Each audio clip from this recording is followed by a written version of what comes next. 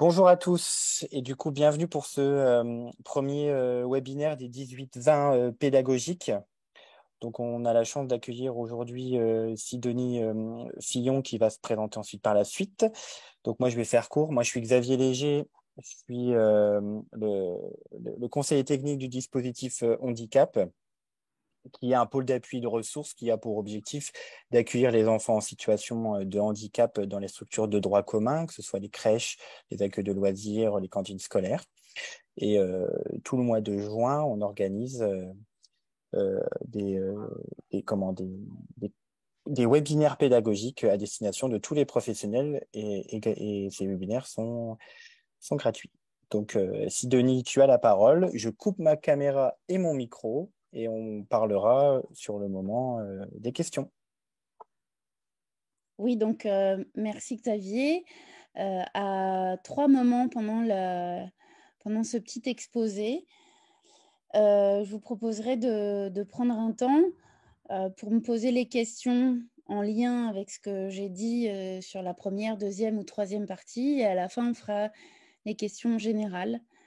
Voilà, afin de fluidifier et faciliter les échanges. Donc, bienvenue dans de ce webinaire sur la démarche, l'approche Nous adaptée à la petite enfance. J'ai pas repris forcément le titre qu'avait mis Xavier pour faire un teasing, mais vous comprendrez la phrase de teasing tout au long de la présentation. Alors, du coup, je commencerai en vous posant la question, même s'il n'y a pas d'interaction. Si vous avez jamais eu l'impression que les jeunes enfants que vous accueillez au quotidien venaient d'une autre planète. Parce que parfois, on les regarde, c'est calme, et tel des chats, tout d'un coup, il y a un coup de calgon et tout le monde se met à courir, à faire des trucs un peu bizarres. Et ben moi, je me dis des fois qu'on croirait que c'est des extraterrestres. Et du coup, j'ai trouvé un vrai moyen de rentrer en relation avec eux, parce qu'il y a plein de fois où je me dis que c'est pas forcément facile. Non, alors, qui je suis? Brièvement. Je m'appelle Sidonie. Ça fait 16 ans que je travaille dans la petite enfance. J'ai commencé ma carrière dans un multi-accueil municipal de 75 berceaux. Et j'y ai découvert le métier sans y être préparée vraiment, puisque j'étais embauchée comme psychomotricienne, mais ça n'a pas été vraiment mon rôle. Et du coup, ça fait 16 ans maintenant que je gravite dans le monde de la petite enfance pour aujourd'hui proposer des temps où j'interviens en crèche, soit des temps d'observation, des temps d'accompagnement autour de l'aménagement de l'espace, du portage, du bien-être des professionnels, etc. Mais c'est sur des temps courts et c'est uniquement sur demande, avec des questions particulières. Mais j'ai quand même la spécificité dans les structures où j'interviens de proposer des moments snooze alone auprès des enfants accueillis, la plupart du temps accompagnés des professionnels, dans une idée de moment de ressourcement pour tout le monde, et ce que je vais tenter de vous expliquer. Parce que j'ai découvert maintenant Snooze Alone il y a 13 ans. J'ai été embauchée en fait dans un EHPAD qui avait la spécificité de ne concerner que des personnes démentes et des personnes Alzheimer. Il n'y avait pas de salle de psychomote. Et la directrice m'a emmenée dans une pièce. Elle a tout allumé et elle m'a dit « ça, c'est pour vous ». Dans ma tête, je me suis dit « ça fait un peu discothèque ». Mais il y avait quelque chose qui était intéressant, je me sentais bien à l'intérieur. Et j'ai commencé à faire des expériences auprès des personnes que j'accompagnais. Le mot expérience est extrêmement important dans l'approche Snooze Alone parce que ce n'est absolument pas une méthode et on expérimente des choses. Des fois, ça prend, des fois, ça prend pas. Et du coup, parfois, j'ai failli me prendre des baffes et d'autres fois, Les personnes que j'accompagnais, les personnes assez avancées dans la maladie d'Alzheimer, pouvaient pendant quelques instants changer de regard, sourire, chanter, voire, alors qu'elles étaient marquées, il était marqué dans leur dossier qu'elles ne parlaient plus, me raconter en grande présence quelque chose de leur vie en rapport avec la sensation qu'elles étaient en train de vivre à ce moment-là. Et du coup, j'ai trouvé ça intéressant et j'ai voulu l'appliquer dans le multi-accueil dans lequel j'étais, puisque, chose très rare, on avait des espaces dont on ne savait pas quoi faire. C'était une ouverture de crèche, etc. Et du coup, j'ai proposé à l'époque pour un petit budget, parce que je vais vous dire tout de suite et très rapidement que Snooze Alone, ce n'est pas une histoire de budget. À peu près pour ouais, 200 € sûrement. Je pense qu'on était encore en francs à l'époque. De pouvoir monter ça, un espace Snooze Alone fixe que j'avais mis en place en fabriquant pas mal avec pas mal d'huile de coude. D'ailleurs, comme je le dis souvent, la première des choses de retour d'expérience que j'ai à vous faire, c'est que la colonne à bulles n'a de sens, quel que soit son prix, que si vous avez un espace fixe et pas un espace intermédiaire. À moins que vous ayez un très bon menuisier qui peut vous faire un support mobile avec du poids et des roulettes à frein. Si vous prenez une colonne à bulles, avant de la mettre en lien avec les enfants, il faut absolument la fixer. Parce que sinon, vous pouvez mettre 2 ou 3 heures à éponger 10 litres d'eau avec des serviettes éponges et c'est pas génial. Du coup, dans cet espace-là, encore une fois, j'y connaissais rien et j'ai expérimenté avec 3-4 enfants à chaque fois. Et ce que je pouvais constater, c'est déjà que les enfants ne se tapaient pas dessus, ce qui était quand même pas mal. Et il y avait quelque chose de très qualitatif qui se passait en termes d'exploration, parce que vous allez voir, je vais vous en parler, il n'y a vraiment pas beaucoup de choses dans un espace Snooze Alone à mettre comme jouet, enfin comme outil. Des qualités de relation entre eux, des qualités d'exploration, des qualités de relation avec moi. Bah, j'ai trouvé ça super intéressant. Et du coup, quand j'ai quitté l'EHPAD, je me suis retrouvée dans un foyer pour personnes handicapées mentales et psychiques. Et dans ce foyer, il n'y avait pas de salle de psychomote, mais il y avait encore une fois une salle Snooze Alone. Du coup, j'ai entrepris de commencer une formation qui a duré 6 modules de 2 jours, dans lequel j'ai rencontré Catherine. Si elle m'entend et si elle est là, je lui fais un grand bonjour. Et donc, j'ai découvert quelque chose qui a été vraiment révolutionnant pour moi. Pourquoi? Parce que déjà, j'ai découvert un outil pratique. J'aime les choses pratiques et concrètes, qui permet de vraiment mettre en place ce qui a marqué dans tous les projets pédagogiques et tous les projets d'établissement de France, c'est-à-dire la personne au centre du dispositif. C'est ce qui est écrit sur le papier, mais moi j'ai toujours constaté que c'était un peu compliqué à mettre en place. Comment respecter l'individu dans le collectif? Et puis, je trouve que c'est un vraiment bon outil pour revenir à l'essentiel. J'aime à dire en ce moment, c'est mon dernier truc, que Snooze Alone, c'est un truc de feignasse.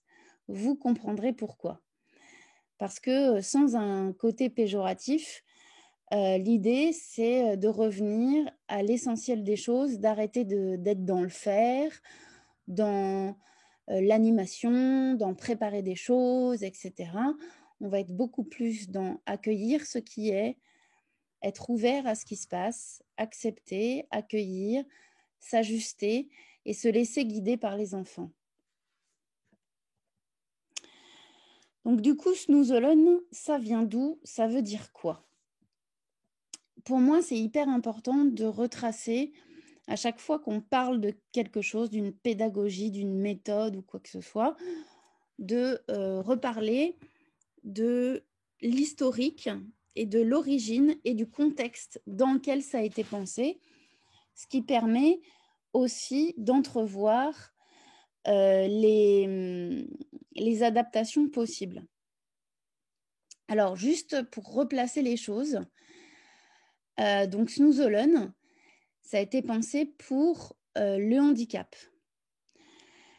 Donc, le handicap dans les années 70 en Hollande, ce qui n'a pas grand-chose à voir avec des jeunes enfants en France et dans un milieu d'accueil. Du coup, avec ma collègue Aurélia et grâce à l'inspiration de Catherine, dont je vous ai parlé tout à l'heure, à un moment, il y a 6 ou 7 ans maintenant, on s'est dit que quand même, ce serait bien de construire quelque chose, une adaptation spécifique de Snooze Alone à la petite enfance, au regard de nos expériences réelles, non seulement du monde de la crèche, du terrain, mais aussi de nos réussites et de nos déboires à mettre Snooze Alone en place sur le terrain avec les enfants. Du coup, qu'est-ce qu'on a fait? On a pris les grands principes de Snooze Alone que je vous expliquerai dans quelques instants et on les a mis en place et on les a mis en parallèle avec des choses qui nous paraissaient en lien dans la vision du jeune enfant, dans les pédagogies, dans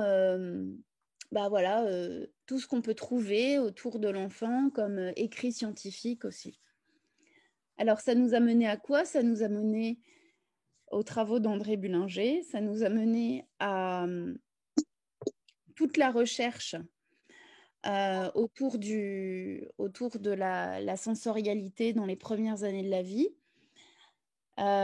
au concept de l'affordance, à la motricité libre, au processus d'attachement et à la sécurité affective, et à la non-directivité et au jeu libre. Je vous le redirai tout à l'heure, Snooze Alone n'a encore une fois jamais été pensé pour le jeune enfant. Donc, ce que je vous propose ce soir, c'est notre adaptation à moi et Aurélia. C'est en rien la vérité. Par contre, ce qui est important pour moi de vous dire, c'est qu'il y a beaucoup de gens qui prennent Snooze Alone comme on fait dans le handicap, avec certaines spécificités, du matériel, du budget, etc., mais aussi de la manière dont on se positionne et qui transmettent exactement la même chose dans la petite enfance. Pour moi, c'est une erreur. Vraiment, ça demande une adaptation parce que y a plein de choses. Par exemple, si vous faites une formation Snooze Alone généraliste qui ne concerne pas les jeunes enfants ou qui, logistiquement, dans votre cadre de travail, n'a rien à voir. Par exemple, c'est quand même assez difficile en crèche et en accueil collectif de faire du 1 pour 1, par exemple. Donc, revenons à nos moutons.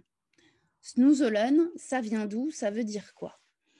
Alors, c'est la contraction de 2 verbes hollandais. Donc, Snooze Alone, ce n'est pas un verbe qui existe, c'est ce qu'on appelle un néologisme, c'est-à-dire la contraction de plusieurs mots. Voilà.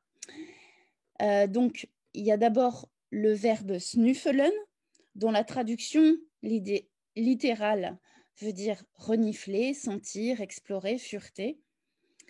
Ma traduction à moi, dans la pratique, snuffelen, c'est l'ouverture. L'ouverture à son ressenti corporel, l'ouverture à l'autre, l'ouverture au monde. Et doezelen, dont la traduction veut dire somnoler, se détendre, ça veut dire que pour moi, l'idée, c'est que pour pouvoir s'ouvrir, il faut pouvoir avoir le moins de stress possible et vraiment se sentir en sécurité dans le lieu où on est, avec la personne ou les personnes avec qui on est. Et aujourd'hui. Donc, c'est quoi l'histoire de ce truc bizarre? Imaginez les années 70, une institution pour personnes handicapées lourdes en Hollande, perdue au fin fond des bois. Cette institution, enfin en vrai il y en avait plusieurs mais je simplifie, était tenue principalement par des infirmières et des aides-soignantes. Et donc, dans cette institution, on était orienté vers la démarche de soins, vers les 14 besoins de Virginie Andersen. Donc, on avait des résidents qui mangeaient bien, dormaient bien, voilà. Mais ça donnait ça. Des personnes qui restaient principalement dans leur lit toute la journée, en train de faire ce qu'on appelle des stéréotypies et en train de beaucoup crier, voilà. Et donc, l'institution décide en 74, je pense, 73, 74, d'embaucher l'équivalent d'une bande de jeunes en service civique qui venaient de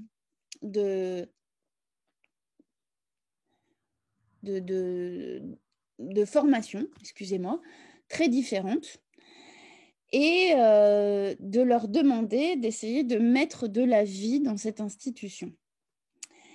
Et donc, ils se sont inspirés d'une expérience qui avait été faite aux États-Unis en 1966, qui s'appelait la cafétéria sensorielle, et qui en fait consistait en psychiatrie à boire une petite tisane dans une ambiance assez zen, assez voilà, enveloppante. Et donc, ils se disent, tiens, bah, le sensoriel, peut-être que c'est quelque chose qu'on peut essayer. Et du coup, ils commencent à faire tout un tas d'expériences avec les résidents. Et les premières expériences, attention, innovation, c'est ça. Ils fabriquent quelque chose qu'on retrouve assez souvent en crèche, hein, avec des bouts de polystyrène, des collants, un peu de pompons et de laine, des mobiles qu'ils mettent au-dessus de la tête des résidents. Et là, ils commencent à voir les premières réactions positives. Et du coup, ben, ils voient des sourires, des stéréotypies qui s'arrêtent, des cris qui diminuent. Et donc, ils commencent tout un tas de petites expériences avec voilà, des petits objets au quotidien.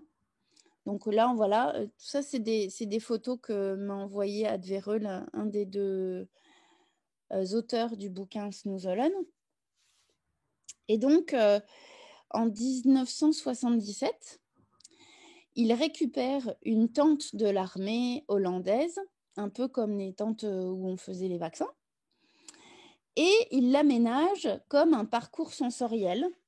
Alors là, vous avez un petit dessin de la version de 1978. Et dans ce parcours, ils mettent des ventilateurs avec des rubans, des bulles, des rideaux en laine, comme on trouve dans les campagnes pour éloigner les mouches, des rétroprojecteurs, mais aussi des tourne-disques avec une ampoule et un gros pot de confiture avec de la peinture. Et donc, tout un tas de choses comme ça. Je vous montrerai des photos après. Et du coup, il propose aux accompagnants de vie quotidienne et aux parents d'accompagner les résidents dans cet espace-là, dans cette espèce de promenade, en fait, et avec l'idée de leur dire, ce qui est important, c'est que vous regardiez les réactions de la personne et que si elle est effrayée, ben, vous accélérez un peu le pas. Et si vous voyez qu'au contraire, il y a quelque chose qui a l'air de l'intéresser, d'essayer d'interagir avec elle et de pouvoir lui offrir un moment privilégié à travers ce qui l'intéresse. Et du coup, encore une fois, les résidents, enfin les accompagnants de vie quotidienne et les parents reviennent en retournant beaucoup de retours positifs, d'étonnement aussi par rapport à des réactions des personnes qu'ils accompagnaient. Et du coup, ils continuent et au fur et à mesure du temps, donc voilà les photos de l'époque, au fur et à mesure du temps, ils commencent à fabriquer d'autres choses. Vous voyez, là, on voit du foin, de la paille, un sèche-cheveux, un bac avec de la mousse. Ça reste des choses extrêmement basiques. Et puis, petit à petit, au fur et à mesure du temps, ça se complexifie et on commence à retrouver les fameux tubes ou colonnes à bulles, les projecteurs, etc. Et voilà, il y a aussi des choses bricolées. Et petit à petit, les choses avancent au travers de l'expérimentation avec les résidents. Et donc, en 1986, donc, au bout de 9 à 10 ans d'expérimentation autour de ça, à force qu'on leur demande ah, il paraît que vous avez un truc qui marche et tout, est-ce que vous pourriez nous en parler? Il y en a 2 d'entre eux, Jan Hulseg et Ad Verheul. Ce ne sont pas eux qui ont inventé le mot snoezelen, mais c'est eux qui ont écrit le premier bouquin à propos de snoezelen, qui s'appelle Snoezelen, un autre monde. Alors, d'habitude, je l'ai, mais je ne l'ai pas retrouvé tout à l'heure, parce que c'est une perle rare, car on ne le trouve quasiment plus, puisqu'il n'est plus édité. Et du coup, ils expliquent toute l'histoire et tout leur retour d'expérience autour de cette approche. Et surtout, bon, alors, dans le livre, la moitié du livre, c'est des bricolages qui, aujourd'hui, au vu des normes, etc., seraient difficilement réalisables. Mais c'est surtout, et c'est pour moi la base de tout, et les choses qu'on ne doit pas oublier, ils parlent des grands principes de snoezelen au regard de la manière dont ils l'ont mis en place et ce qui est important pour eux. Ça véhicule l'espèce de fil rouge qu'il est important d'avoir en tête pour tout projet snoezelen. Sauf que, malheureusement, comme l'approche Montessori, avec le temps, il y a des choses qui se sont délitées et qui se sont un peu oubliées. C'est pour ça que moi, étant un peu une rigide puriste, j'aime à revenir à ces 8 grands principes que je vais vous expliquer maintenant. Parce que, en fait, c'est ça qui a nourri notre vision du snoezelen. Donc, les grands principes qui ont été écrits dans le bouquin par Jan Hulseg et Ad Verheul, c'est quoi? C'est déjà créer une atmosphère adéquate, c'est-à-dire une atmosphère qui convient à l'ensemble des personnes qui sont dans la pièce, adultes y compris, c'est-à-dire que ça ne soit pas négatif ni pour les adultes ni pour aucun des enfants. Et ça doit être une atmosphère enveloppante et qui n'est pas basée que sur le matériel. Je vous donne un exemple. Si vous avez 3 enfants, vous mettez de la musique, il y en a 2 qui aiment et un qui fait ça, et ben on éteint la musique. La possibilité de choisir, c'est l'enfant qui est au centre du dispositif. Il vient ou pas, c'est lui qui choisit. Il a l'attitude qu'il a envie d'avoir. L'adulte n'a pas à intervenir. Et surtout, et c'est ça le début de mon histoire de snoezelen, c'est un truc de feignasse, c'est-à-dire que l'adulte n'a pas à expliquer, montrer, stimuler, commenter quoi que ce soit. C'est l'enfant qui est libre de son expérience, qui va vers les choses qu'il a envie ou qui n'y va pas. J'ai en tête un enfant que j'accompagne dans un groupe, dans une crèche, qui lui a toujours, enfin, qui a mis à peu près 6 ou 7 séances. Et les 6 ou 7 premières séances, il restait à côté de moi et il était contemplatif. Et à chaque début de séance, il a besoin, peut-être, de ce temps-là, mais à aucun moment j'interviens pour lui dire: «Oh regarde! Oh c'est intéressant! Oh les bulles!» Non, non, pas du tout. La possibilité de vivre des situations selon son rythme, c'est-à-dire qu'on se met au rythme de l'enfant, on fait bien attention à la manière dont on finit une séance et surtout, si un enfant a envie de sortir à la fin, il faut penser dans notre projet comment on fait pour ne pas casser la, la, ne pas casser la séance avec les autres tout en lui laissant la possibilité de sortir. La juste durée dans le temps, ça c'est quelque chose d'assez complexe quand on est en collectivité. C'est-à-dire qu'il faut trouver le bon moment, la bonne durée, qui soit à la fois juste pour l'accompagnant, pour l'ensemble des enfants, mais aussi pour l'organisation de la crèche. On ne va pas faire une séance Nous-Alone à 11h15, hein, parce que tout le monde a faim. La répétition. Alors, Snooze-Alone, je vais vous le redire tout à l'heure, ce n'est pas une activité, ce n'est pas une animation. C'est la construction d'un lien à travers le sensoriel et l'émotionnel. Et du coup, ça sous-tend que c'est quelque chose qui se répète dans le temps, avec une fréquence quand même qui, moi souvent dans les collectivités, je propose de le faire 2 fois par mois. Pourquoi? Et puis, on ne commence pas en septembre. Hein, on laisse passer la rentrée, le bordel de la rentrée, et c'est des choses qui se mettent en place à peu près de novembre à juillet. Et pourquoi la répétition? Parce que c'est ça qui permet de créer du lien.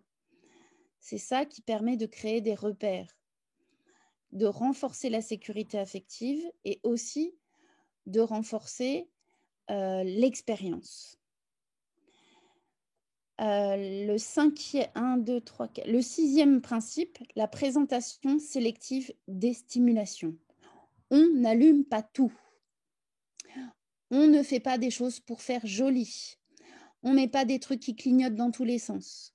Il n'y a rien de pire pour pouvoir mettre les enfants dans un état d'excitation et dans un état d'excitation nerveuse.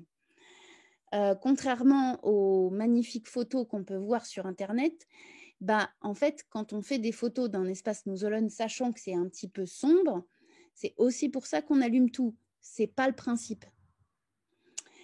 Et enfin, et c'est sûrement le plus important, l'attitude appropriée et l'accompagnement adéquat, c'est construit, c'est la posture en fait de l'accompagnant autour de la sécurité affective, de l'observation des communications non verbales, de l'ajustement à ces mêmes communications non verbales, de l'accueil, l'ouverture et vivre également l'expérience avec une idée d'être soi-même dans le confort, dans cet espace-temps. Voilà, pour vous résumer rapidement les grands principes. Donc, quelle que soit la manière dont on va mettre en place Snooze-Alone dans son lieu d'exercice professionnel, c'est important de respecter ces grands principes. Voilà. Alors, première pause, question. Xavier, c'est à toi. Alors, ben pour le moment, pas de questions. OK. Super. Est-ce que c'est bon pour tout le monde? Dites OK ou un pouce. Est-ce que tout le monde m'entend bien? Bon, tout le monde entend bien, je pense, oui. Il y a des OK qui apparaissent. Je ne t'entends plus, Xavier. Je dis OK, il y a des OK qui apparaissent. OK. D'accord. Ah, il y a quelqu'un qui dit la fréquence de 2 fois par mois nous paraît peu. Ah, c'est minimum. Non, alors, pourquoi je dis ça?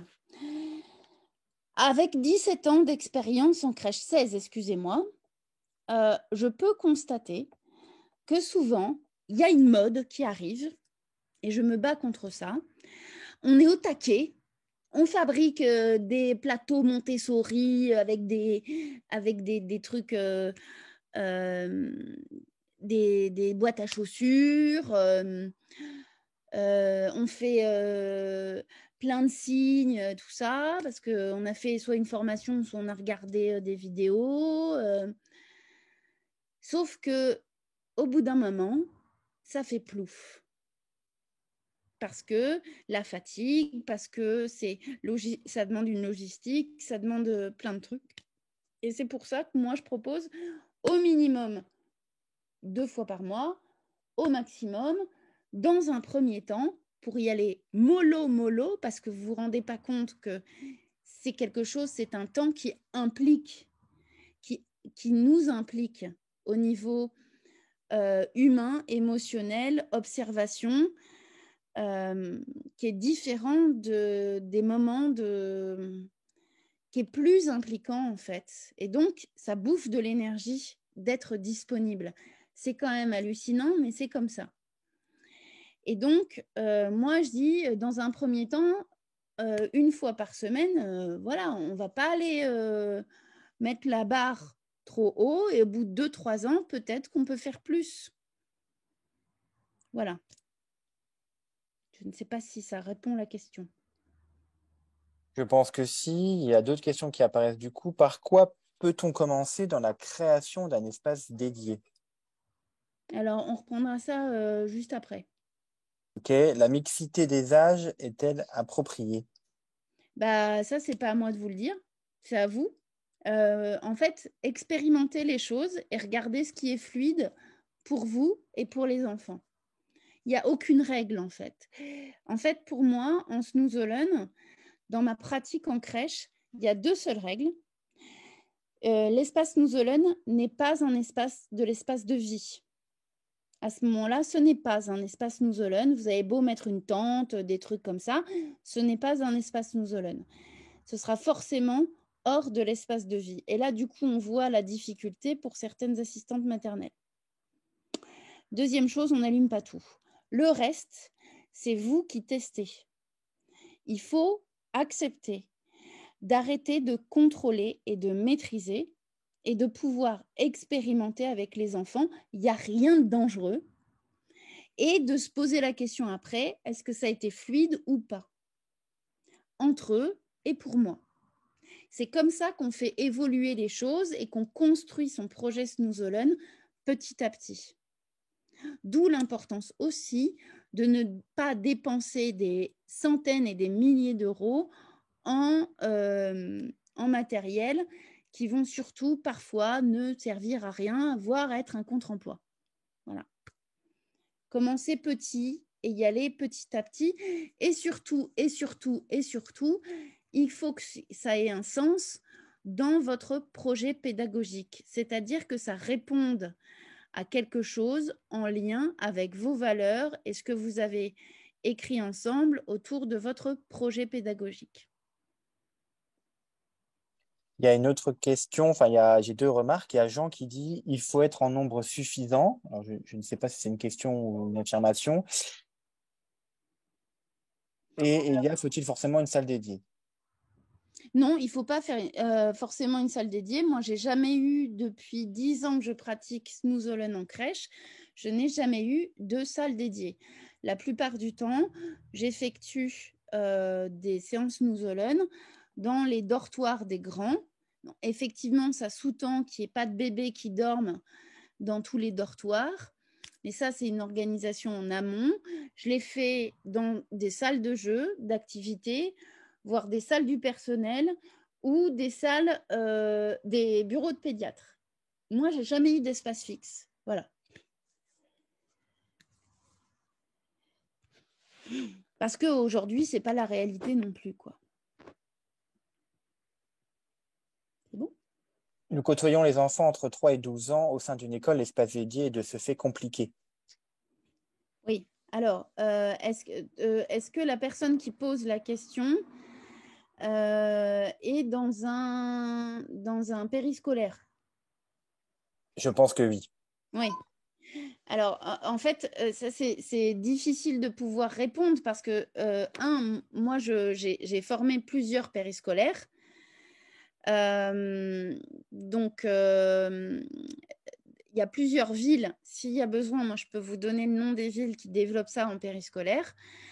On peut le faire aussi avec des tonnelles, par exemple, des tonnelles à l'extérieur quand il n'y a personne d'autre à l'extérieur. On peut trouver des compromis, en fait. Une grande tente, moi, j'utilise beaucoup les tentes Quechua dépliables. Bon, il faut savoir la remonter, soit dit en passant, mais voilà. Il y a des choses, mais là, en fait, je ne peux pas forcément aborder ce cas spécifique-là parce que il y a des spécificités au périscolaire qui sont particulières. Et puis, on va dire qu'entre 5 et 12 ans, on ne va plus forcément être dans du snooze alone pur. On va souvent associer ça à des moments de ressourcement, peut-être associé à de la relaxation ou simplement des temps de pause. Mais snooze alone pur va être plus adapté aux enfants entre 0 et 5 ans, pour les enfants non porteurs de handicap. Pour les enfants porteurs de handicap, on est sur quelque chose de plus large. Ce qui ne veut pas dire qu'on ne va pas utiliser une ambiance snooze alone en lien avec quelque chose d'autre. Mais là, on n'est plus dans du snooze alone pur, ce qui est plutôt le sujet là. D'accord. Alors, j'ai plusieurs questions. Je vais te les lire parce que je ne sais pas si tu ne l'abordes pas après. Pourrez-vous nous montrer des exemples d'espaces dans des crèches? Faut-il un nombre minimum d'enfants, pardon? Est-ce, est-ce que l'on peut être deux adultes en même temps? Et est-ce que c'est possible d'avoir des photos d'atelier? Non, ce n'est pas possible d'avoir des photos d'atelier. Les salles, je vais vous en montrer quelques-unes en, en photo dans les écrans. Après, j'irai vous dire, je vais vous donner le groupe Facebook que j'ai créé et sur lequel vous allez pouvoir trouver beaucoup d'outils en complément de cette conférence. Et notamment, vous aurez plein d'exemples d'espaces snooze alone. Alors, ces espaces je les valide pas tous et généralement quand je les valide pas, je dis ce qui va pas, ce qui vous permet d'avoir tout un tas d'exemples. Et sinon, vous avez aussi la chaîne YouTube que je vous indiquerai, où il y a notamment une interview de Xavier pour écouter des interviews de personnes qui ont mis en place Snooze Alone dans leur structure. Voilà. Eh bien, écoute, il n'y a pas d'autres questions. Ok. Par contre, Ouais. tu n'as pas abordé sur le nombre minimum d'enfants. Non minimum d'enfants, bah, si vous pouvez faire du 1 pour 1, c'est génial. Maintenant, le nombre, généralement, pour le nombre maximum d'enfants, ça va dépendre de la surface que vous avez. Mais maximum, pas plus de 5 généralement. Et en fonction de ça, de pouvoir vous interroger, vous, sur combien d'enfants, avec combien d'enfants vous êtes capable d'être disponible et d'être dans l'observation fine de leur communication non verbale. Moi, par exemple, au-delà de 3, je perds des informations. Voilà. Et du coup, il pose aussi cette question de est-ce que l'on peut être deux adultes en même temps? Alors, moi, je ne le conseille pas.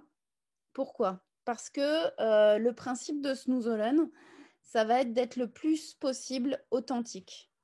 Et à partir du moment où vous avez un autre adulte avec vous, vous allez continuer à mettre vos masques sociaux et vous allez avoir plus de mal à lâcher le regard de l'autre, lâcher le verbal, parce que c'est pas qu'on va pas parler, mais du coup on va pas, on va pas, le langage verbal ne va pas être notre moyen de communication privilégié. Et si vous êtes deux, et encore plus si vous considérez que c'est pour augmenter le nombre d'enfants, ça ne va pas du tout aller. On n'est pas du tout dans une approche enveloppante et contenante. Je ne dis pas que ça n'a pas de sens de le faire dans plein d'autres situations, mais en tout cas, au regard de mes 10 ans d'expérience et de la connaissance que j'ai du terrain, je pense que ce n'est pas une bonne solution en snooze alone. Ça marche. Du coup, il n'y a plus de questions. Sidonie, tu peux continuer. Ok. Donc, snooze alone n'a pas été à la base pensé pour la petite enfance, mais pour des adultes fortement handicapés. Donc, il y a une nécessité d'adaptation au contexte de l'accueil en France et au niveau de développement des enfants entre 3 mois et 3 ans. Donc, du coup, ce que je vais vous présenter maintenant, c'est notre interprétation à moi et Aurélia. Donc, en rien, ce n'est la vérité. Ce que je vous ai dit précédemment, c'est l'historique et les grands principes. Et ça, c'est vraiment la base de tout. Et là, c'est une interprétation. Donc, pourquoi snooze alone auprès du jeune enfant? Eh bien, en fait, effectivement, les enfants sont quelque part en faisant des raccourcis sur une planète différente de la nôtre. La planète des enfants, elle est faite principalement de sensations et pas de pensées, de représentations, de concepts, etc. Ce que je peux vous dire de votre expérience, c'est que souvent, on n'a pas de souvenirs avant 3 ans et on commence à avoir des souvenirs de moments émotionnels forts entre 3 et 5 ans. Donc, en fait, les enfants, leur vie est faite, leur réalité est faite de sensations. Ils captent le monde à travers leurs organes des sens. Ensuite, tout cela entraîne des réactions, c'est-à-dire des émotions, parce que les émotions sont des réactions à l'environnement, à ce qui se passe ici et maintenant.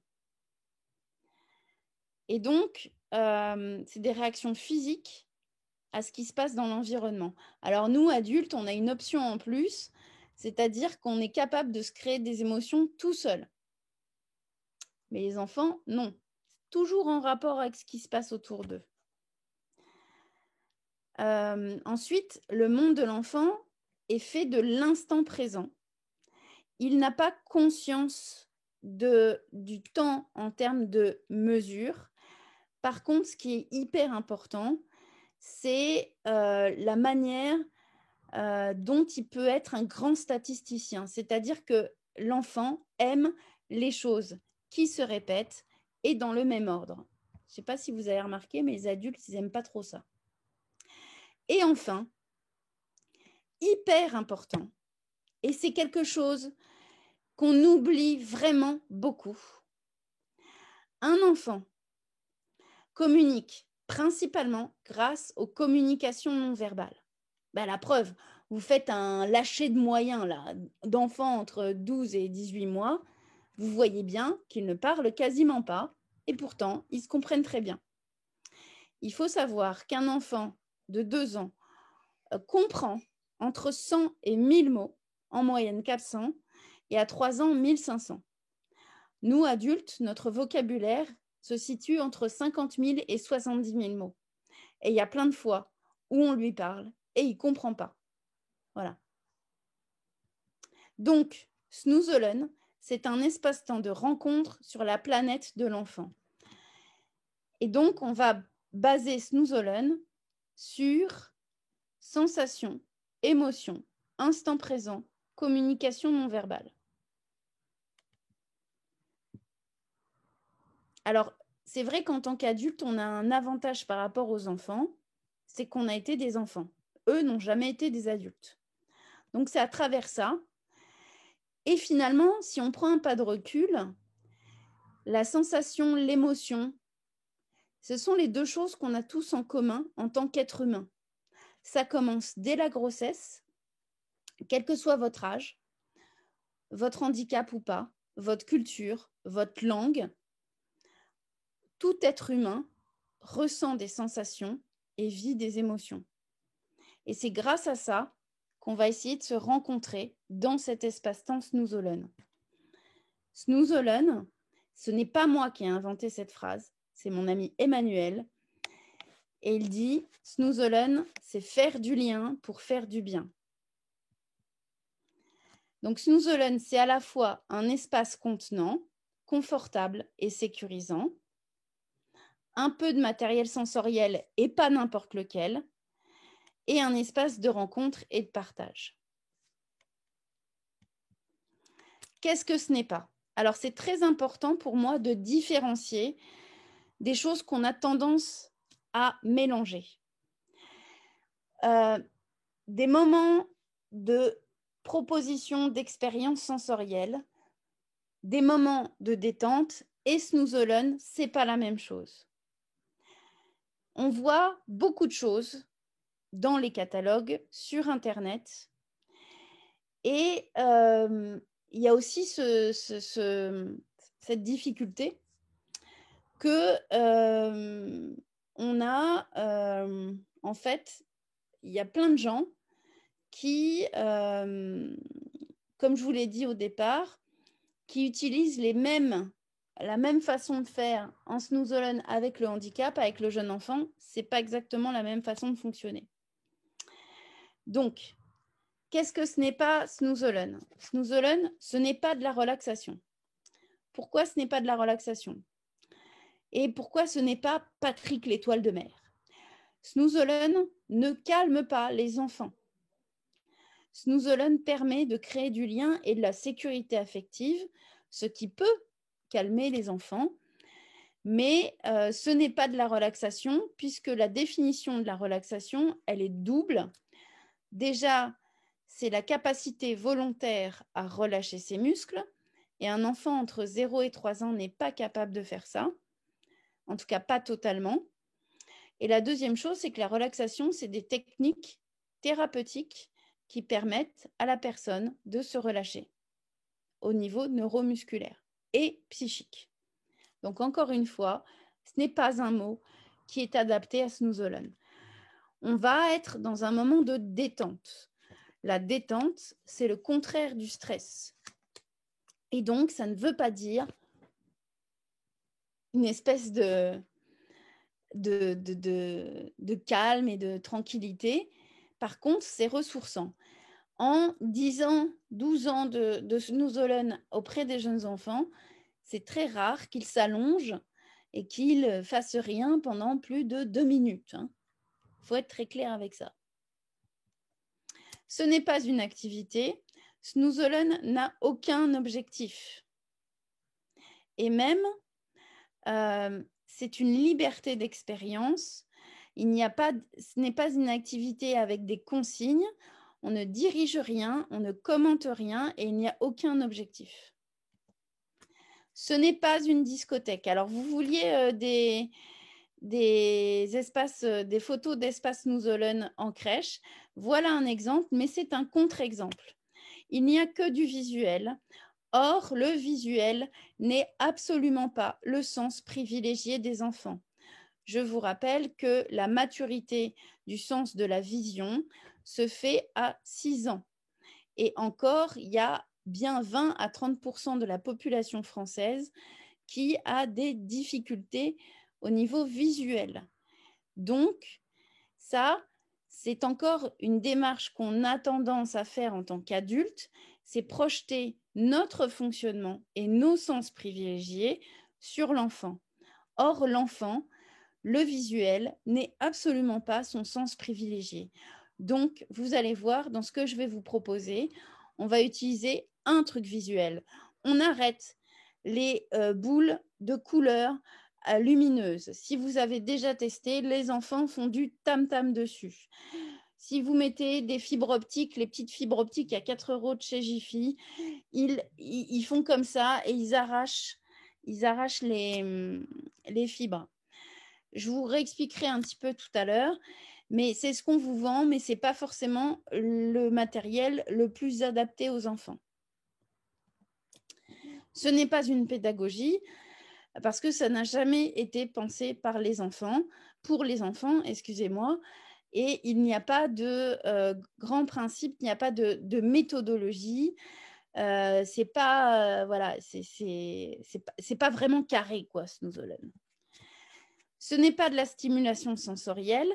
Première chose, pourquoi? Parce que la stimulation sensorielle, souvent, on a l'impression que l'adulte fait quelque chose pour stimuler les enfants.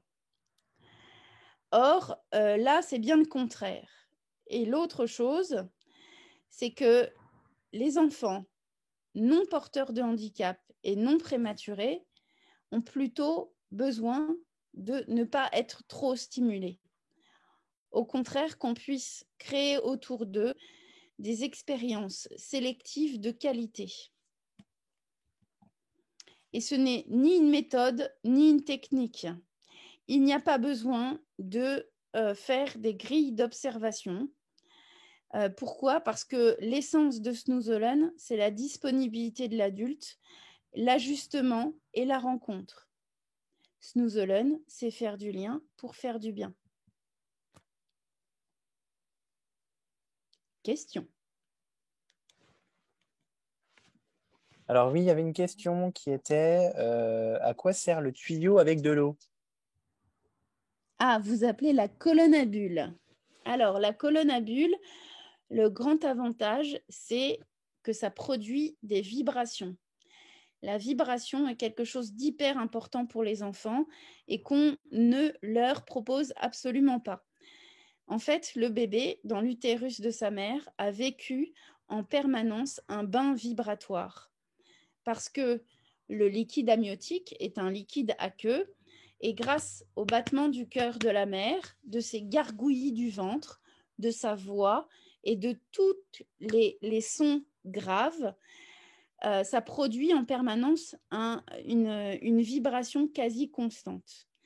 C'est d'ailleurs pour ça que les enfants s'endorment quand même beaucoup dans les voitures et les adultes aussi dans les trains. C'est parce que c'est quelque chose qu'on a profondément connu et qui nous met dans un état de bien-être et qu'il est hyper important de retrouver ce côté vibratoire. Du coup, il te pose la question de où est-ce qu'on peut se procurer cette colonne à bulles? Alors, la colonne à bulles n'a de sens que si on met un espace fixe, parce qu'il est très important que la colonne à bulles soit fixée. Et vous avez tout un tas de fournisseurs qui vont de 30 € chez Babou à peu près 800 €. Tout dépend en fait la qualité que vous cherchez et le temps que ça va durer. C'est comme tout. Dès qu'on met de la qualité, dès qu'on met du prix, ça dure plus longtemps. Est-ce que tu aurais une photo de colonne à bulles, s'il te plaît? Hop, hop, hop, hop, hop, hop, hop, hop, hop. Voilà, une colonne à bulles, tiens, il y en a une là. Derrière l'enfant.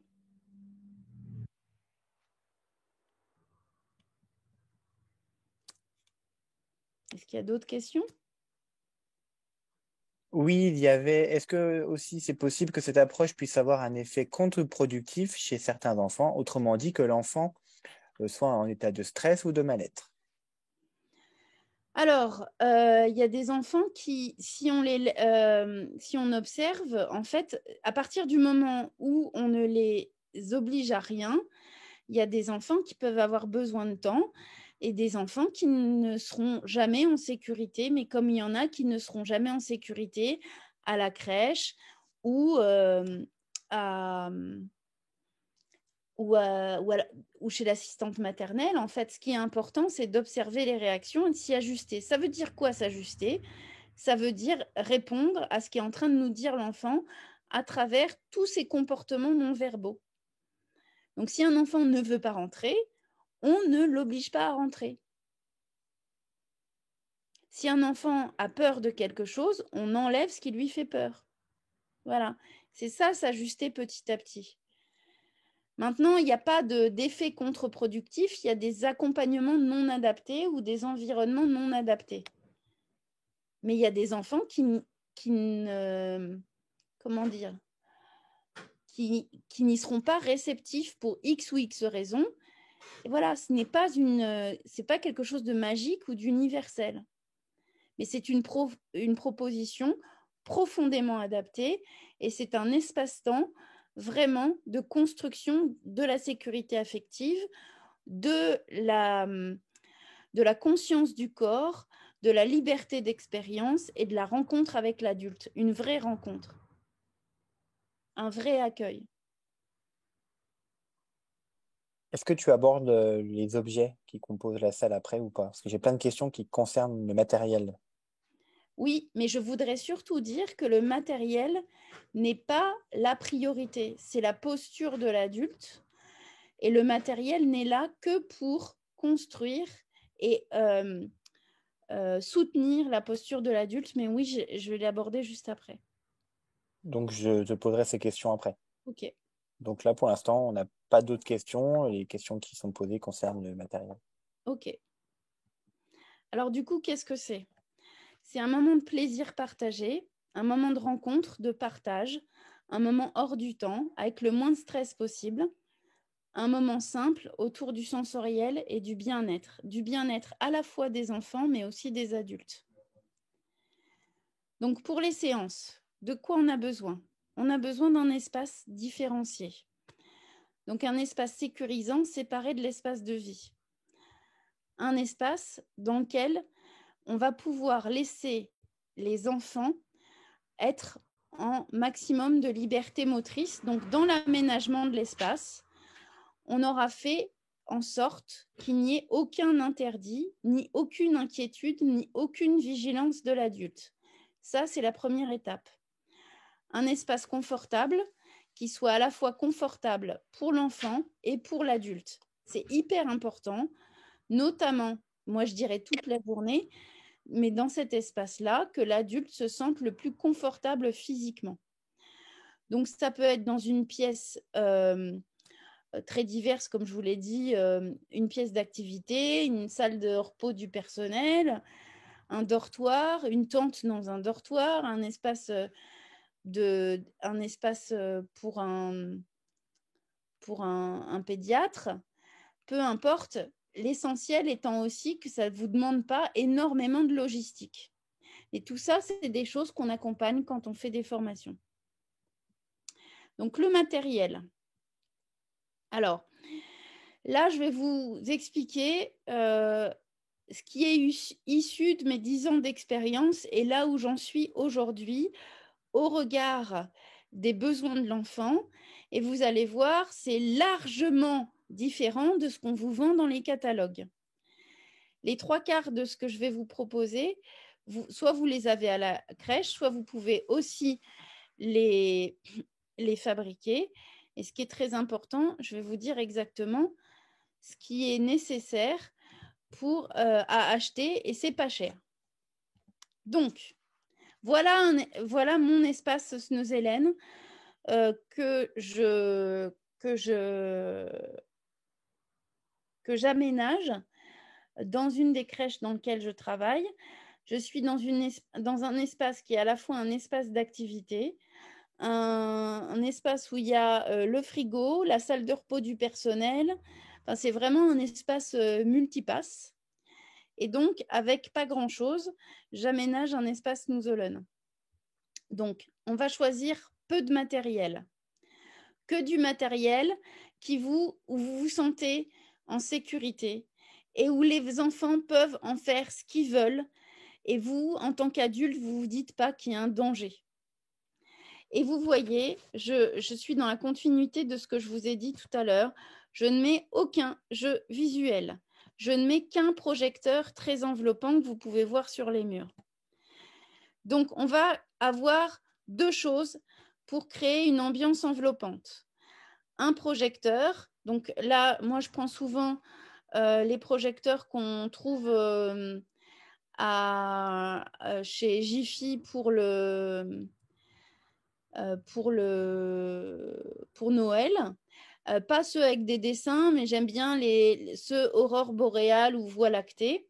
Et si vous faites dans une tente, le mieux, c'est la tortue chez Nature et Découverte ou les choses un peu dans le même style, qui soient solides et que les enfants puissent aussi manipuler sans casser et sans que vous ayez à intervenir. Et ensuite, moi, je prends une enceinte. Généralement, j'aime bien celle de chez Action. Une enceinte qui est 360. Pourquoi? Parce que on va essayer, avec la lumière et avec le son, de créer une bulle. Une bulle dans laquelle on est vraiment enveloppé. Et du coup, le fait de mettre une enceinte à 360, ça permet de pouvoir voilà, créer quelque chose une ambiance sonore extrêmement enveloppante. Ensuite, je mets des éléments de confort. Ça, on en a souvent. J'aime bien avoir des poufs, des coussins de différentes textures et aussi ce qu'on peut trouver chez Action à 4 €, ce qu'on appelle des galettes proprioceptives. Vous devez peut-être en avoir. C'est les ronds gonflés avec des petits picots. Et enfin, voilà le petit matériel que moi j'utilise. Alors, j'utilise aujourd'hui, et ça a facilité ma vie, j'applique les théories d'Anne-Marie Fontaine sur l'aménagement et les jeux mis à disposition des enfants, c'est-à-dire que je leur propose plusieurs exemplaires du même jeu en fonction du nombre d'enfants que j'accompagne. Comme vous pouvez voir là, il y a des choses, voilà, c'est des choses banales, pas chères. Et les 3 types de choses que je vais utiliser, et je vous le dis j'insiste là-dessus, c'est hyper important de proposer des objets vibratoires aux enfants. Donc, les objets vibratoires, vous pourrez les trouver chez Optoys, Autisme Diffusion, Amazon. Ceux-là, c'est ceux de chez Decathlon, mais je ne vous les conseille pas. Ou aussi, vous pouvez trouver chez des petits magasins qui s'appellent Flying Tiger. C'est pour un masseur vibrant, c'est entre 5 et 10 € la pièce. Et c'est souvent la seule chose que, en plus du projecteur et de l'enceinte, je dis d'acheter. Le reste, c'est vraiment des petites bidouilles. Vous pouvez voir des bigoudis, les enfants adorent ça. Les fleurs de douche. On ne voit pas bien sur le côté, mais il y a les balles chevelues. Il y a les balles à picot aussi. Les enfants aussi adorent les éponges en silicone. Donc, tout ça, c'est des choses que soit vous avez déjà à la crèche, soit que vous pouvez trouver chez Action à moins d'1 €. Donc, voilà. Vous pouvez aussi fabriquer des petits sacs un peu lestés, c'est-à-dire d'un certain poids, si possible avec la même couleur de tissu. Après, il faut regarder par rapport en fonction de chaque structure, qu'est-ce qui est nécessaire au niveau de l'hygiène. Et donc, vous n'allez mettre dans les petites boîtes que des choses où vous vous dites « Ok, il n'y a aucun danger ». Et du coup, du petit matériel qui reste principalement dans du vibratoire, dans du tactile. On va essayer de trouver des choses au niveau sensoriel tactile qui sont différentes des choses qu'on a l'habitude d'avoir dans les crèches. Et aussi des choses lourdes et des choses de picot ou massage. Mais en fait, finalement, pas exactement massage, mais plutôt des choses à picot. Parce que massage, pour vous, ça sert à faire des massages. Il faut vraiment enlever l'utilité des choses. Les enfants utilisent les objets mis à disposition en lien avec la théorie de l'affordance, c'est-à-dire comme ils veulent et comme ils ont envie de les explorer. L'adulte n'a pas à intervenir dans l'expérimentation de l'enfant. Et du coup, si vous avez une salle fixe, effectivement, alors attendez, je vais juste vous montrer comme ça pour que vous voyez la colonne à bulles. Mais attention, bien la fixer au mur ou alors mettre un podium, c'est très important pour que ça ne bascule pas et que dans votre tête, vous dites pas, vous soyez pas omnubilé pendant toute la séance. Oh, il faut pas qu'il la touche. Au contraire, il faut qu'il puisse avoir accès à la colonne à bulles. Ils adorent la prendre dans les bras, s'allonger et mettre les pieds dessus, etc., etc.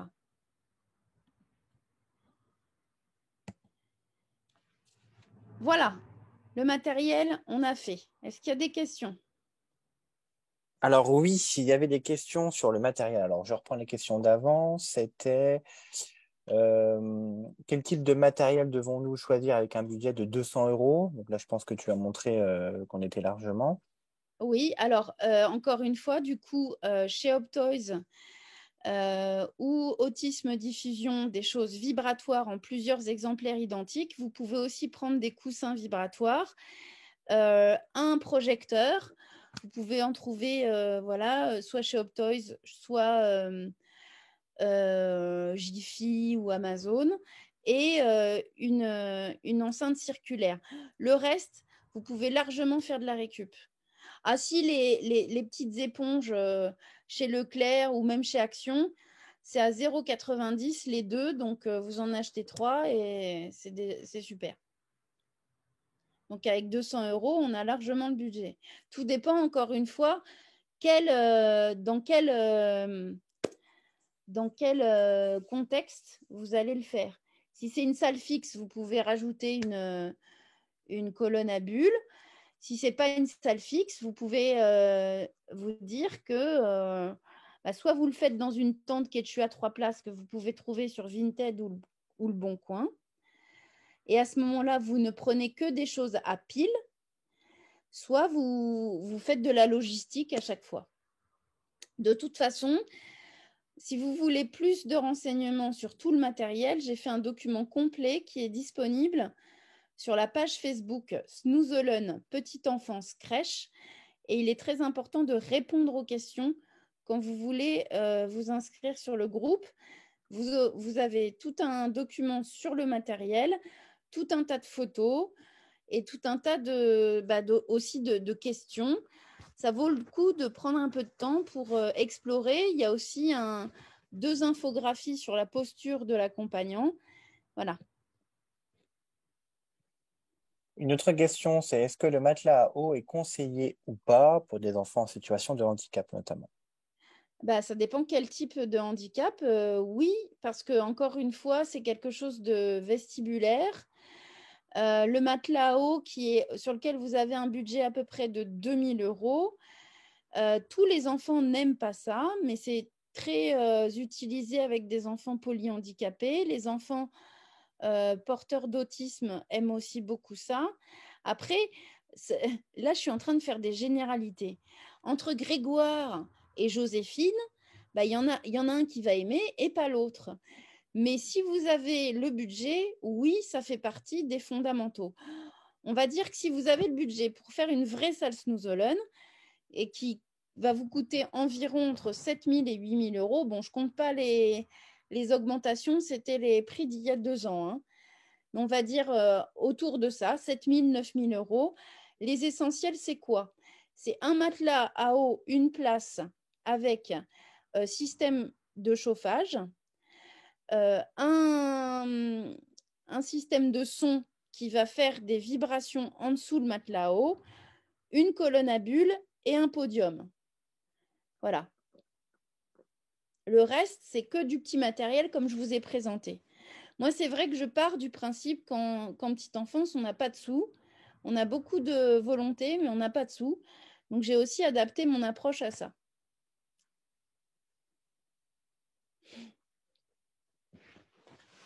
Il y avait une question aussi, Sidonie, concernant la musique. Alors, Voilà, la musique. c'était conseillez-vous la musique et laquelle?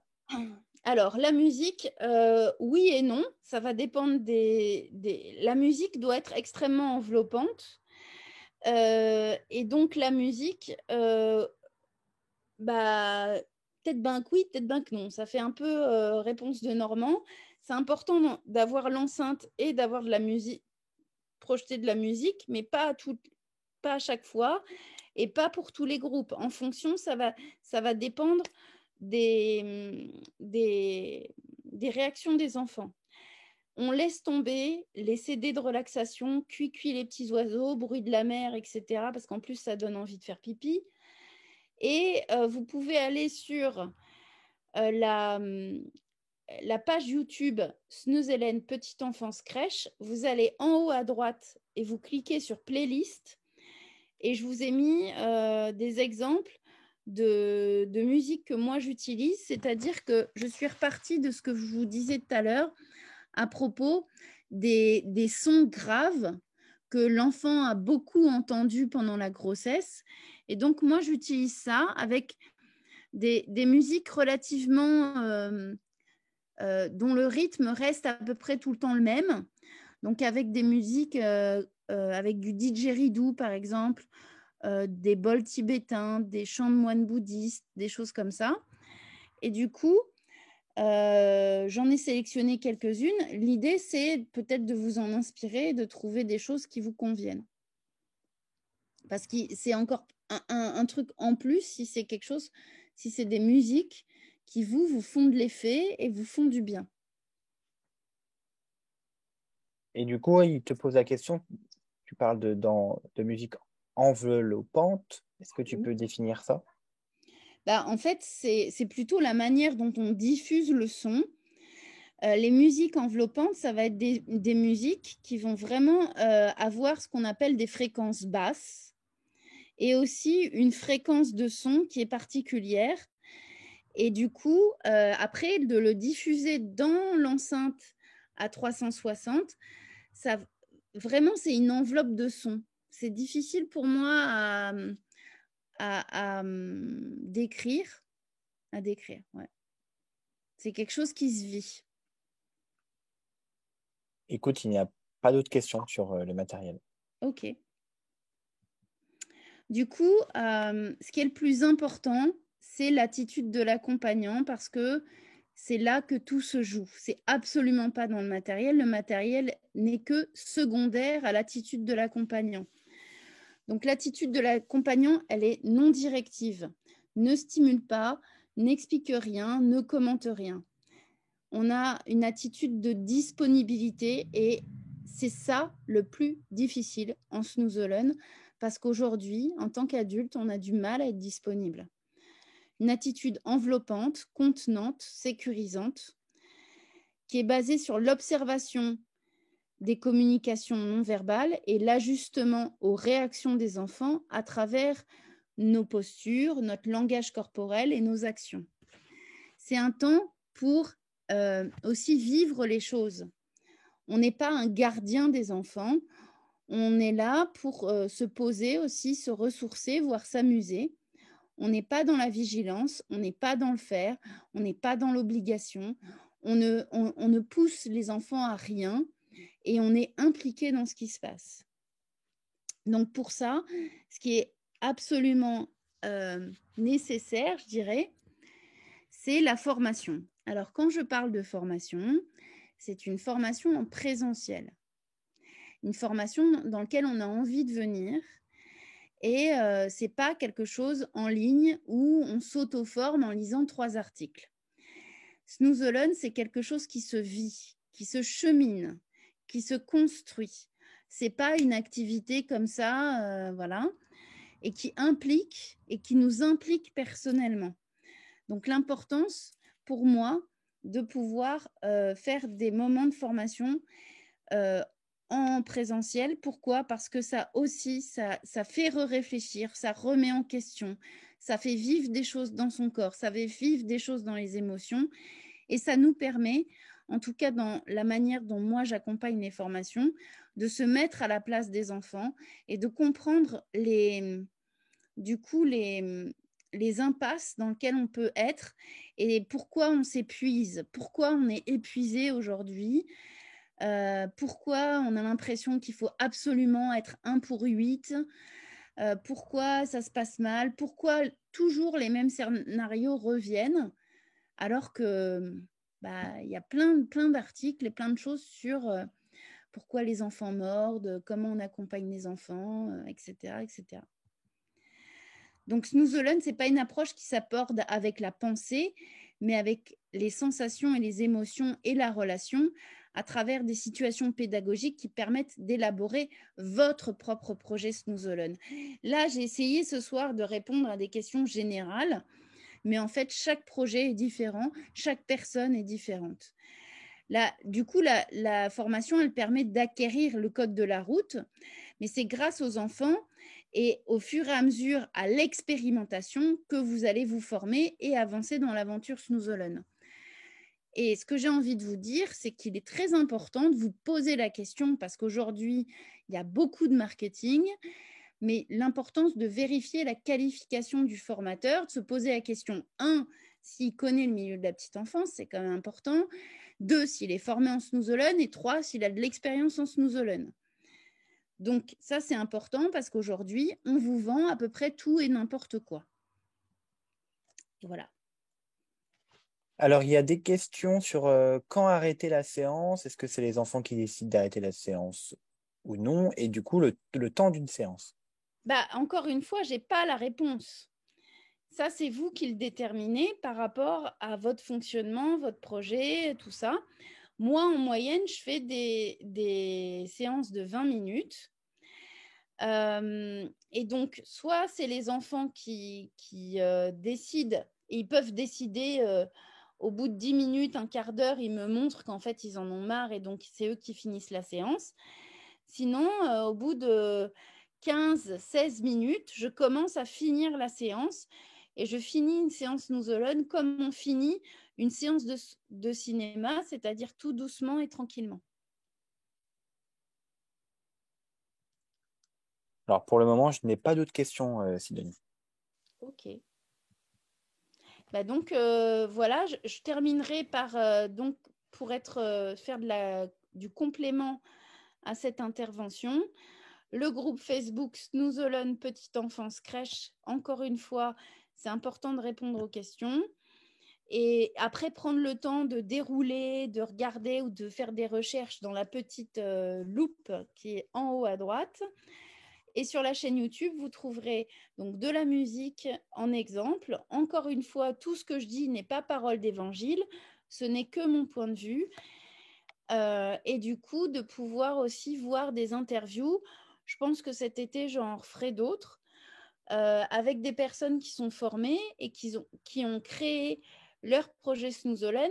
Ce qui est intéressant, c'est qu'il y a en micro-crèche, il y a en multi-accueil, il y a toi, Xavier, avec le pôle ressources, il y a une animatrice de rame itinérante, une assistante maternelle, et chacune et chacun a une manière d'avoir mis en place Snooze Alone différente. Est-ce que tu peux dire aussi deux, trois mots sur le fait que tu viens souvent dans les Ardennes faire des formations et aussi, par exemple, expliquer qu'il y a des structures qui existent vraiment en physique que tu vois, que tu connais et que tu pourrais juste expliquer en deux, trois mots pour peut-être donner envie à ceux qui nous regardent d'aller visiter du coup des salles de Snooze Alone. Je pense à Ah oui, Mouzon hein, en te disant d'accord. notamment. Donc oui, il y a plusieurs au niveau des Ardennes. Il y a plusieurs structures qui ont des salles Snooze Alone. Il y en a une à Mouzon et à Bouzicourt. Non, c'est pas ça. Les Nutons. Si, vous le dites court. Bouzicourt. Ah, j'ai une bonne mémoire. Donc, qui ont des vraies salles Snooze Alone. Après, il y a d'autres endroits où ils font du Snooze Alone et vous pouvez les contacter. Et sinon, effectivement, régulièrement, je viens faire des formations Snooze Alone en inter via l'organisme de formation de famille rurale Grand Est. Il y a des dates là en octobre et en novembre et peut-être en septembre où on fait des formations de 2 jours, non pas dans les crèches, mais plutôt une personne d'une crèche, voilà, et ça crée un groupe. Voilà. Et notamment sur les formations, il y a Kevin qui pose la question. Allô ? Pardon, ça a coupé. Il y a Kevin qui dit, est-ce que les formations Snowzone sont spécialisées pour chaque public ou est-ce une formation générale? Alors, celle que je donne moi, et celle dont je viens de parler, c'est Snoozeland Petite Enfance. Maintenant, vous avez tout un tas de formations et de formateurs qui, qui donnent des formations autour du handicap ou de la dépendance, soit de manière générale, mais parce que en fait, il y a quand même beaucoup de points communs quand vous travaillez en masse ou en EHPAD ou en IME. Soit les formateurs viennent directement dans votre institution, et là, c'est vraiment dû à la carte, soit vous avez des formations Snoozeland autour du handicap, c'est-à-dire dès qu'il n'y a pas marqué petite enfance, ça reste du Snoozeland généraliste. Et donc, vous en avez plein. Bah, il y en a, en Belgique, si vous êtes dans les Ardennes. Il y en a autour de Strasbourg, Colmar, enfin, il y en a tout un tas. Vous regardez Snoozeland et vous allez en trouver plein en inter. En tout cas, celle dont moi je parle et dont j'ai parlé ce soir, c'est la spécificité autour de la petite enfance. Après, si vous travaillez par exemple dans un UEMA, c'est-à-dire une maternelle autiste, ou si vous travaillez en CAMS, la formation petite enfance peut aussi vous convenir. Il y a une question, c'est vous pouvez me dire dans quelle ville de la région Grand Est, à mon avis, pour avoir où toi tu interviens, par exemple? Bah, alors, Pour moi, pour ma part, ce sera Charleville-Mézières pour nous. bah, en fait, Mouzon, il y a donc Mouzon, oui, à côté entre Sedan et Charleville. Il y aura Reims et là, peut-être en Lorraine au mois de septembre. Sinon, j'en donne une à Lille au mois de décembre. Voilà, dans ce coin-là. Où exactement? Alors, ce qui est bien, c'est que si vous êtes sur le groupe Facebook, je mets régulièrement les formations de moi et d'autres formateurs et on essaye de faire des choses à peu près équilibrées dans toute la France. Et après, je sais que toi, Sidonie, si vous avez plusieurs demandes ou un collectif ou plusieurs professionnels, Mm, Sidonie peut aussi se déplacer. Voilà, s'il y a 10, 12 ou 13 ou 14 profs, elle peut aussi se déplacer pour mettre tout à en place fait, des formations. exactement. Et pour répondre à une question, c'est est-ce qu'il y a un espace Snowzone à Charleville à handicap? Non, on n'a pas d'espace Snowzone. Cependant, j'ai une tente dans une malle pédagogique qui permet de mettre en place cet espace-là. Mm.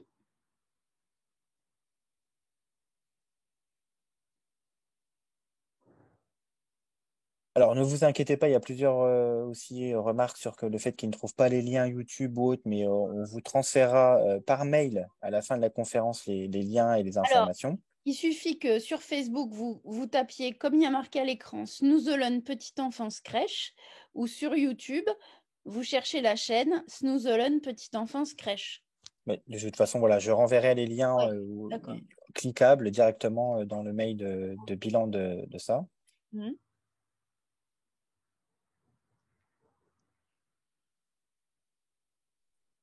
Voilà. Je pense qu'il n'y a pas d'autres. Alors, concernant la malle Snowzone, lui, elle est disponible en prêt. On me pose la question, donc je réponds.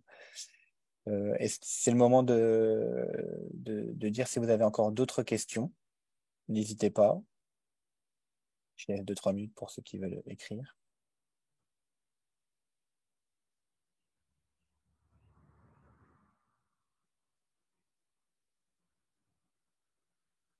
Écoute, Sidonie, je te laisse le mot de la fin. Bah, écoutez, je vous remercie beaucoup d'être venu ce soir. Voilà, n'hésitez pas, moi je suis joignable via le groupe Facebook ou aussi mon Facebook Sidonie Filion. N'hésitez pas à me poser des questions, je reste relativement disponible. Et j'espère que ça vous a plu et que ça vous a apporté des informations concrètes et constructives. Je vous souhaite un bon chemin Snoozeland. Merci à toi, Sidonie. Merci Xavier. À bientôt. À bientôt.